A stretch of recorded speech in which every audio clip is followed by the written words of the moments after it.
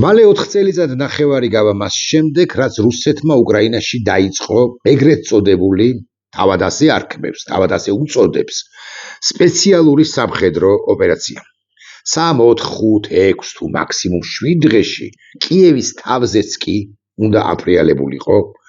რუსეთის სამფეროვანი დროშა და მოსკოვიდან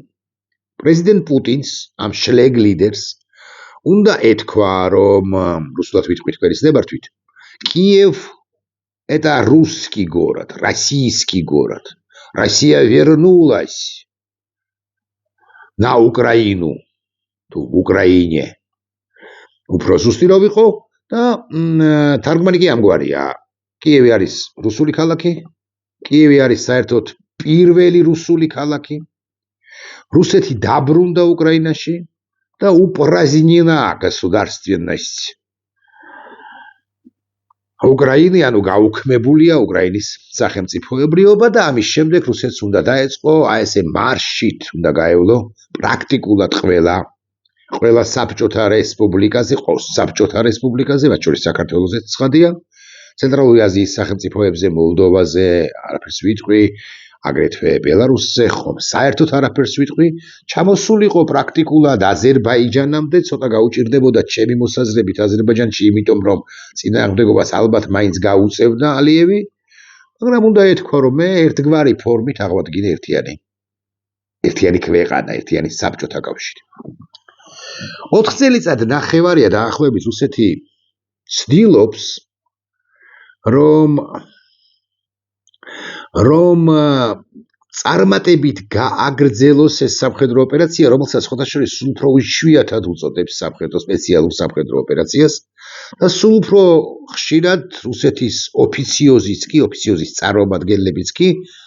ამ ომს უწოდებენ სწორედაც რომ ომს, ანუ ამბობენ რომ ეს არის ომი უკრაინის წინააღმდეგ და იმასაც ამატებენ რომ ამ ყველაფერს რუსეთი რასაკვირველია იოლად გააკეთებდა, მოახერხებდა რომ არა დახმარება, რომელიც უკრაინას აღმოუჩინეს ოკეან გაღმიდან და ევროპის კონტინენტიდან. ევროპის კონტინენტზე გამახსენდა. ევროპის კონტინენტის ჩემი მოსაზრებით ერთ-ერთი რამდენიმე გამორჩეული ლიდერი, რამდენად სწორი სიტყვა არ ვიცი, მაგრამ რამდენიმე კარგი, ყოველ შემთხვევაში წინა პერიოდებთან შედარებით კარგი, უკეთესი ლიდერი ხავს დღეს ევროპის კონტინენტს, მაგრამ მათ შორის ჩემი მოსაზრებით გამორჩეულია ახლახან ნატოს წევრი რომ გახდა იმ ფინეთის პრეზიდენტი ალექსანდრ სტუბი, რომელიც ამბობს შემდეგს: ბოლო 4 თვის განმავლობაში უკრაინა ყოველთვიურად 30-დან 35,000-მდე რუს ჯარისკაცს კლავს. ეს რეალურად ჯარისკაცები არიან რასაკვირველია, მაგრამ ესენი არიან ოკუპანტები, ეს არის საზარბაზნე ხორცი რუსეთისათვის. ესენი არიან არა იმდენად პროფესიონალი ჯარისკაცები, არამედ ის რუსეთის ის მოქალაქეები, რომლებიც რუსეთის ხელისუფლებამ სხვადასხვა რეგიონიდან და არა დედაქალაქიდან მაინც და მაინც, ან დედაქალაქიდან და პეტერბურგიდან სულაც არა, უფრო რეგიონებიდან წაასხა, ასე ვიტყვი, ფრონტის ხაზზე, ყოველგვარი რეკრუტირების, ყოველგვარი გამოცდილების მიღების, ყოველგვარი მომზადების გარეშე წინა ხაზზე გაუშვა და შეაკლა საზარბაზნე ხორცი, მათ შორის გაგიკვირდებათ და არ გაგიკვირდებათ და იცით, მათ შორის პატიმრებიც და არა მხოლოდ პატიმრები შეაკლა თავის ინტერესებს, გასწირა ეს ადამიანები. მაგრამ სტუბი ამბობს, რომ ბოლო 4 თუ 5 თვის განმავლობაში უკრაინა ყოველთვიურად 30-დან 35,000-მდე რუს ჯარისკაცს კლავს ან ჭრის, წყობრიდან გამოყავს. ამას 95%-ით დრონების მეშვეობით მიაღწიეს, ანუ უკრაინელებმა დრონებით დაიწყეს ომიო და ეს მართლაც ასეა. თანაფარდობით 1 დაღუპული უკრაინელი 5 დაღუპულ რუსზე, თუმცა უკრაინის მხარე ამ თანაფარდობასაც არ აღიარებს. ისი თქვენ რომ საჯარო სივრცეში გავრცელებულია ინფორმაცია, რომ ყოველი დაღუპული 7 რუსის წილ მოდის 1 უკრაინელი, ანუ თუ შესაბამისად 30,000 თუნდაც ოკუპანტს კარგავს რუსეთი საკუთარ მოქალაქეს, შესაბამისად 7-ჯერ ნაკლებს კარგავს თვის განმავლობაში დაჭრილია ბევრი მათგანი და ზოგი კი დაღუპული უკრაინა. სტუბი აგრძელებს, ვფიქრობ, ჩვენ ევროპელებმა უნდა გავაცნობიეროთ, რომ უკრაინა ჩვენ უფრო გვჭირდება, ვიდრე უკრაინას ვჭირდებით ჩვენ. ვფიქრობ, სიტუაცია გარდატეხის წერტილი რეალურად უკვე დამდგარია და რეალურად გარდატეხის სიტუაცია რეალურად უკვე შეიცვალა და უკრაინა გამარჯვების გზაზე უფრო უკრაინა გამარჯვების გზაზეა მათ შორის სტუბის და არა მხოლოდ სტუბის შემწეობით დახმარებით, არა მხოლოდ ევროპელთა შემწეობით დახმარებით, არამედ ამერიკელთა უცნაური ფორმით ან ბევრისთვის დასაწუნი ფორმით დახმარების გაბო, გულისხმობ პრეზიდენტ ტრამპის დახმარების ფორმებს, იცით თქვენ რომ უმრავლეს შემთხვევაში ამერიკის შეერთებული შტატები პირდაპირი გზით არ აწვდის იარაღს უკრაინას, ამ იარაღს მაინც ყიდის ნატოს წევრ დანარჩენ სახელმწიფოებზე, იმ პირობით რომ ეს უკანასკნელნი სწორედაც რომ უკრაინას მიაწვდიან იარაღს. ტრამპი გაჯავრებულია ევროპის კონტინენტის ცალკეულ სახელმწიფოებზე, მათ შორის სხვა შორის სტუბის გარდა პრაქტიკულად ყველაზე, მათ შორის ოდინდელ პარტნიორზე, ოდინდელ მეგობარზე, ვიტყვი ასე იტალიის პრემიერ-მინისტრ ჯორჯია მელონიზე, თუმცა მე ვუვარაუდობ, მიუხედავად იმისა, რომ ბევრი ამაში არ მეთანხმება, რომ ეს სქიზმა, ეს დაპირისპირება, უფრო ზუსტი რომ ვიყო, შეერთებულ შტატებსა და BBR კონტინენტურ ევროპას შორის და აგრეთვე ბრიტანეთს შორის, მე ვფიქრობ, რომ მაინც დროებითი ამბავია, გარკვეული პერიოდის შემდეგ ვითარება, ჩაცხრება, დაძაბულობა ჩაცხრება და დასავლეთის წამყვანი სახელმწიფოები მაინც ერთი ხმით ილაპარაკებენ, მით უფრო იმის გათვალისწინებით, რომ ორივეს წინაშე პრინციპში არის ერთი და მთავარი გამოწვევა, ამ შემთხვევაში არ გულისხმობ მხოლოდ რუსეთს, მეორე დიდი გამოწვევა არის ჩინეთი, მომძლავრებული და მოძლიერებული, რომელიც რასაკვირველია, გავბედავ და ვიტყვი, ერთგვარად ირიბად თუნდაც ასე ვიტყვი, ეგზისტენციური საფრთხეა ევროპის კონტინენტისთვის პირველ ყოვლისა და შესაბამისად შეერთებული შტატებისთვისაც გავბედავ და ვიტყვი ასე, იმიტომ რომ შეერთებული შტატებისთვის საბოლოო ჯამში ევროპაზე დიდი პარტნიორი უბრალოდ არ არსებობს, თუ ეს ტრამპის პრეზიდენტობის პირობებში არ დადასტურდა, ტრამპის პრეზიდენტობის შემდეგ ვინც არ უნდა გახდეს ამერიკის შეერთებული შტატების რიგით 52-მე პრეზიდენტის შესაბამისად 2029 წლის იანვრიდან უკაცრავად 2029 წლის დიახარ შემეშალა 2029 წლის იანვრიდან ვინც არ უნდა შევიდეს ოვალურ კაბინეტში JD Vance-იც რომ შევიდეს ის მეტად პროევროპელი იქნება ვიდრე დღევანდელი ტრამპია თუმცა მე მაინც ვფიქრობ რომ დღევანდელი ტრამპის ადმინისტრაციასა და ევროპის სახელმწიფოებს შორის ურთიერთობა დარეგულირდება გარკვეული პერიოდის შემდეგ სწორედ იმ ეგზისტენციური საფრთხეებიდან გამომდინარე რომლებიც არის თუ ევროპის და თუ შეერთებული შტატების წინაშე. აქ მე მინდა ვილაპარაკო ერთ ძალიან საინტერესო ამბავზე. ჩვენ მუდმივად ჩვენი საზოგადოების ნაწილი ასაკვირველი რუსების ზეგავლენით საუბრობს მუდმივად იმაზე, რომ რუსეთი აგე გამარჯვებული ქვეყანა, რუსეთი ძლევამოსილი ქვეყანა, რუსეთი წინ მიიწევს უკრაინა წინააღმდეგობას, მას ვერ უწევს პრინციპში, მაინც მე ერთ ინფორმაციას წაგიკითხავთ, უფრო ზუსტი რომ ვიყო, კი არ წაგიკითხავთ, არამედ გადავაკეთებ და მე გადმოვაკეთებ თქვენის ნებართვით და ამასობაში დავსვავ ერთ ფრიად საინტერესო კითხვას. ნახეთ, გადმოკეთებული, თუ გადაკეთებული ინფორმაცია როგორია. რუსეთის სპეცრაზმა ოდესის გულში ზუსტი და არაორდინალური ოპერაცია ჩაატარა. სავარაუდოდ ოდესაში შავი ზღვის უკრაინული ფლოტის უმაღლესი ოფიცრების შეხვედრაზე მოხდა აფეთქება. წინასწარი ინფორმაციით ადგილზე მნიშვნელოვანი მაღალი დონის უკრაინული სარდლობის შეხვედრა მიმდინარეობდა, რომელშიც მონაწილეობდნენ უკრაინელი ოფიცრები, რომლებიც უშუალოდ კოორდინაციას უწევენ გარკვეული ტიპის რაკეტებით რუსეთის ქალაქებზე დარტყმებს. შტაბ-ბინა, რომელიც წლების განმავლობაში რუსეთის სახლებს, სკოლებს და საავადმყოფოებს ვისაკენ მიმართავდა რაკეტებს რუსეთის საავადმყოფოებისაკენ, სავარაუდოდ განადგურდა. წყაროების ცნობით ეს რუსეთის დაზვერვის მთავარი დირექტორატის დანაყოფის იგორ ივანოვის პირდაობითი სახელით პირადი მეთაურობით ცნობილი პეტროვის მელიების სახელით. მოკლედ ამ ყველაფერს სასაგურია ვიგონებ. რამდენი ხანია ამგვარი ინფორმაცია თქვენ არ წაგიკითხავთ, თუ წაგიკითხავთ საერთოდ. მოკლედ მარტივად რო ვილაპარაკოთ, რამდენი ხანია კი არა საერთოდ რუსებს განადგურებული ხავთ, თუ არა თუნდაც რუსულ საიტებზე აღმოგიჩენიათ, თუ არა ამგვარი ინფორმაცია, რომ რუსებმა გაანადგურეს უკრაინელების სამეთაურო შტაბი. ოდესაში იქნება ეს, ხარკოვში იქნება, კიევში იქნება, ლვოვში იქნება, რომელიმე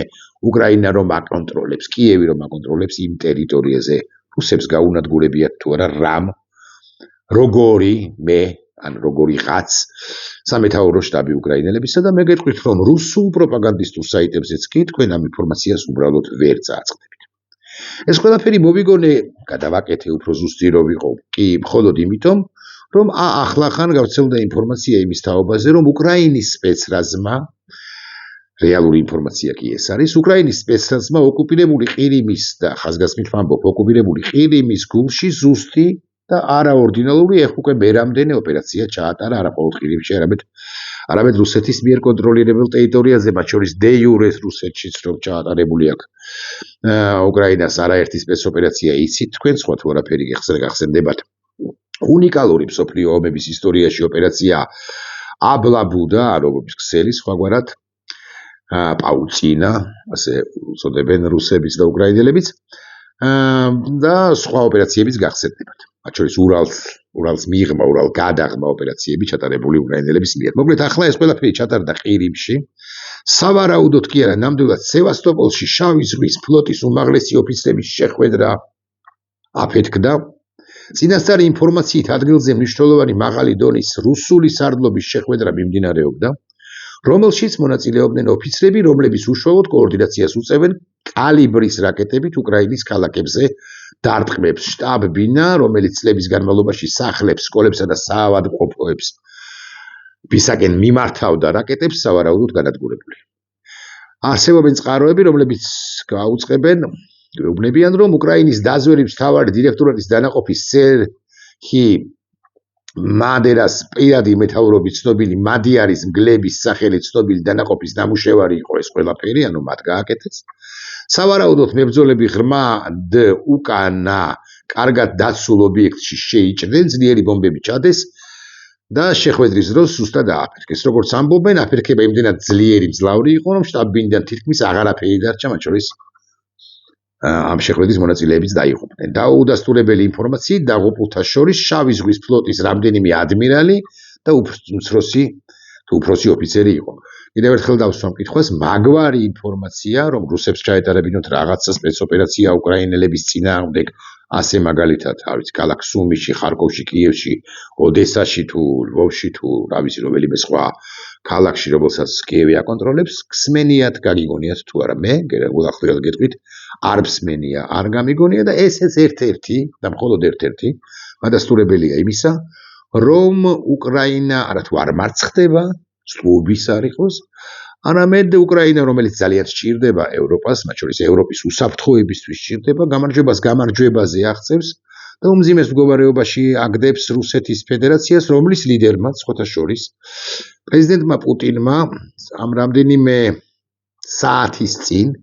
გააკეთა ამგვარი განცხადება, მე მოგასმენდებთ ამ განცხადებას და ამ განცხადების კონტექსტშიც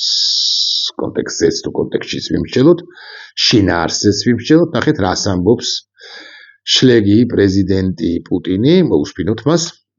Вроде бы это нужно, надо защищать интересы потребителей во всех сферах. მომხმარებელთა უფლებების დაცვაზე ლაპარაკობს. არ არის პოლიტიკური თემა, თითქოს არ არის და ნამდვილად არ არის, მაგრამ მე უკვე ამ მცირე ფრაგმენტის ბოლოს ამბობს ერთ ფრიად საინტერესო წინადადებას, ორ სიტყვას, რომელზეც კიდევ 2-3 წუთი შევჩერდები. Но только на этом зацикливаться это контрпродуктивно. Излишние барьеры тормозят развитие. Это все временные, проходящие, а Россия вечна. რუსეთი მარადიულია ამბობს პრეზიდენტი პუტინი საკუთარ თავსაც იგულიანებს და იმ დამსწრე საზოგადოებას მინიმუმ და რეალურად კი მთელ რუსეთის საზოგადოებას მოსახლეობას მოქალაქეებს აგულიანებს და ამბობს რომ აი რუსეთი მარადიული ქვეყანაა ის დაუმარცხებელი ქვეყანაა ერთხელ თუ გახსოვთ წლების წინ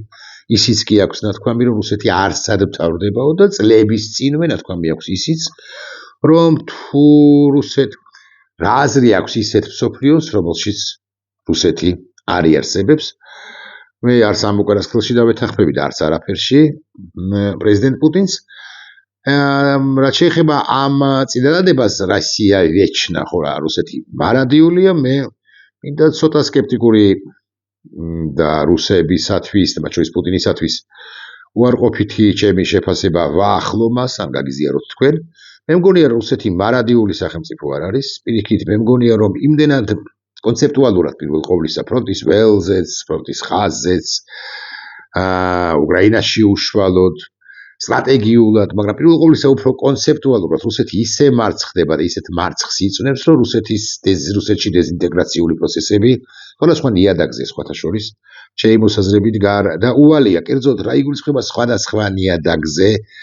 მეთქი ამას რო წარმოვთქვავ ამ სიტყვებს მიღმა, რას ვგულისხმობ მე. ზოგან შეიძლება ეს იყოს სოციალურ ნიადაგზე დაწყებული ბუნტი, რევოლუცია, კონფლიქტი დედაქალაქთან, მოსკოვთან, პუტინის ხელისუფლებასთან, კრემლთან. შეიძლება ზოგან იყოს ეს ეთნიკურ ნიადაგზე, ასე უნიფიცირებულად თუ სწორი სიტყვა ეს არც ვიცი სიმართლე გითხრათ, ასე უნიფიცირებულად ან ერთი სტანდარტით, ერთი მიდგომით, ერთი მიზეზით, ერთი საბაბით კონფლიქტები რუსეთში, დეზინტეგრაციული პროცესები რუსეთში არ დაიწყება, მაშინ როცა ისინი დაიწყება და ისინი დაიწყება სწორედაც რომ ეკონომიკური პირველ ყოვლისა, ეკონომიკური კოლაფსის და კოლაფსების გათვალისწინებით გარკვეული პერიოდის შემდეგ პუტინი უბრალოდ ვერ ინარჩუნებს ქვეყანას და ვერ ინარჩუნებს პირველ ყოვლისა ეკონომიკას. რუსეთში სულ უფრო მეტად ჭირს და ჭირს, ეს შესაძლოა არ ეთყობათ რიგით მოსკოველებს და პეტერბურგელებს მოცემულ ეტაპზე, მაგრამ რიგით მოსკოველებს და პეტერბურგელებსაც კი ეს ყველაფერი დაეტყობათ, მაგრამ ეს არ ნიშნავს იმას, რომ აუცილებლად უკლებლივ ყველა რეგიონი, რომლებიც გამოყვებავენ ხოლმე მოსკოვსა და პეტერბურგს, მაინც და მაინც სოციალურ ნიადაგზე აბუნტდებიან, მაგალითად ჩრდილო კავკასიაში შეიძლება ეს იყოს პუნქტის სწორედაც რომ რელიგიურ ან ეთნიკურ და რელიგიურ ნიადაგზე თუ საფუძველზე დეზინტეგრაციული პროცესები არ მინდა ვთქვა, რომ ამ ბირთვული იარაღის მფლობელ სახელმწიფოში აუცილებლად გამოიწვევს რუსეთის დაშლას, ამ სახელმწიფოს დაშლას მარტივ მომრავლებად მეთქი, თუმცა დამოუკიდებლობის მეტი ხარისხი, ავტონომიისა და დამოუკიდებლობის მეტი ხარისხი უთუოდ მეტ ხარისხს უთუოდ მიიღებენ, მეტ დამოუკიდებლობასა და სუვერენიტეტს მიიღებენ ფედერაციის ცალკეული ის სუბიექტები, რომლებიც მომავალ პროცესებში ფხას გამოავლენენ თუ გამოიჩენენ, ფხა დაეტყობათ მათ და ისინი მოსკოვის წინააღმდეგ სულ უფრო თამამ განცხადებებს გააკეთებენ და თამამ ნაბიჯებს გადადგამენ. ეს ყველაფერი რასაკვირველია, თავარ საფუძველი ამ ყველაფრისა რასაკვირველი არის რუსეთის მარცხი უკრაინაში, გარდა უვალი მარცხი, სხვა შორის ამას ყველა გრძნობს, უკლებლივ ყველა სახელმწიფო ან თითქმის ყველა სახელმწიფო ყოფილი საბჭოთა კავშირის სივრცეშიც კი გრძნობენ ცენტრალური აზიის სახელმწიფოები, გრძნობს რასაკვირველია მოლდოვა, თუ ვინმე ვერ გრძნობს. ეს გაგიკვირდება და საქართველოა და ეს გაგიკვირდება და არის ბელარუსი, ამ თვალსაზრისით ჩვენ არა მოლდოვის, ასე მაგალითად ან სომხეთის, არამედ სამწუხაროდ ბელარუსიზაციის გზას ვადგავართ, თუმცა ამ სახელმწიფოს ლიდერი გაცილებით ადეკვატური მოთამაშეა დღეს ყოველ შემთხვევაში ამ სივრცეში, ვიდრე ჩვენი ხვითო ჭორვილელი, აბასთუმნელ ჭორვილელი, ჭორვილის კი არა, აბასთუმნის უღრანების ბინადარი, მოღრიალე ბიძინა ივანიშვილი, რომელსაც სტრატეგიული აზროვნებისას ცხია რამ და არც ტაქტიკური აზროვნებით გამოირჩევა. მე თუ მკითხავთ, მიუხედავად იმისა, რომ წარმატებაზე აღწევს როგორც იღბლიანი კაცი. ეს იყო ჩემი ვიდეო ბლოგი YouTube-ზე. მე მინდა დაბეჯითებით გთხოვოთ, რომ არა მხოლოდ YouTube-ზე, არამედ Facebook-ზეც გამომყევით. Facebook-ზე მე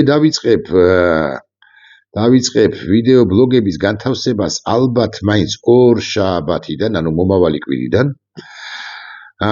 YouTube-ზე კი იცით თქვენ, რომ ვანთავსებ, უკვე არც ვიცი რიგით მე რამდენია, რაოდენობით მე რამდენია ეს ვიდეო ბლოგი. უკრაინა უცილობელად აუცილებლად გაიმარჯვებს და მის გამარჯვებაზეც არის დამოკიდებული ჩვენი გამარჯვება. თუმცა ამავდროულად ისიც უნდა ვთქვა, რომ ჩვენი უნდა ვშვათ ყოველბათი. ანუ უკრაინის გამარჯვება მნიშვნელოვანი სტიმული იქნება, მნიშვნელოვანი ფაქტორი იქნება, მნიშვნელოვანი საფუძველი იქნება ჩვენი სამომავლო გამარჯვებისა, მაგრამ მაგრამ საქართველოს ბედი მაინც არა კიევში თუ უკრაინაში ზოგადად, არა ბრიუსელში თუ ევროპაში ზოგადად, არა ვაშინგტონში თუ შეერთებულ შტატებში ზოგადად, არა მოსკოვ-ვაშინგტონის ურთიერთობაში და ასე შემდეგ, არამედ მაინც საქართველოში წყდება საქართველოში, ქვეყანაში, რომელიც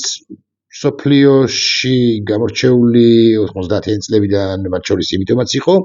რომ ის ფრონტის წინა ხაზზე მყოფი ქვეყანა იყო, ყოველთვის ფრონტის ხაზზე, წინა ხაზზე მდგომი ქვეყანა იყო, მეთქი ამას რომ ვამბობ, იმას არ გულისხმობ, რომ საქართველოს ის და მაინც ხმალამოღებული იყო, არა. ხმალამოღებული არა, მაგრამ სიტყვა ამოღებული კი ყოველთვის იყო და ამიტომაც გადავრჩით ეს ჩვენი იდენტობის ნაწილია, ბრძოლა, თუნდაც სიტყვით ბრძოლა, ოფლითა და სიტყვით ბრძოლა იმპერიების და ჩვენი მარადიული გახანგრძლივებული თუ არა კი არა, მარადიული მტრის რუსეთის წინააღმდეგ 1801 წლიდან, მეთქი ასე ვიტყვი, მთელი 70 წლის განმავლობაში საბჭოთა კავშირის არსებობის პირობებში და 70 წელი რო გასრულდა 91 წლიდან უკვე რამდენი ხანი ვიბრძოდით მაშინაც, აი შევარდნაძის გამსახურდია სააკაშვილის,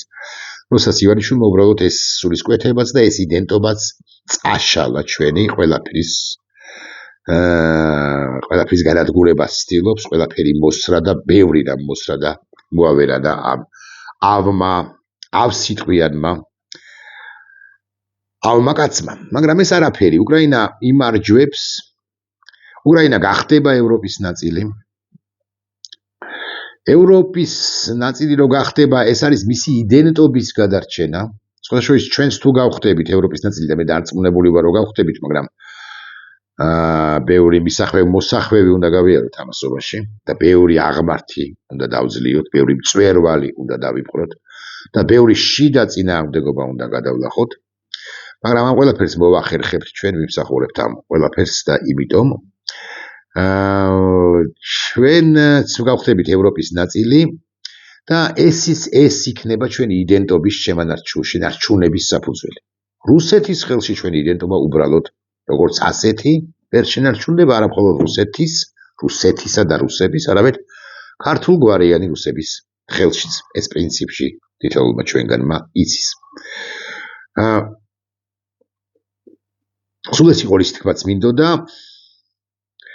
დავასრულოთ ამგვარი წინადადებით.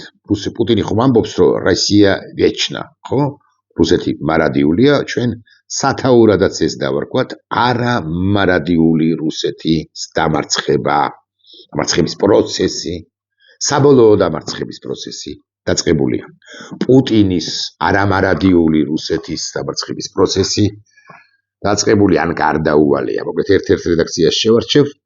ნახვამდის გამარჯვებას გისურვებთ.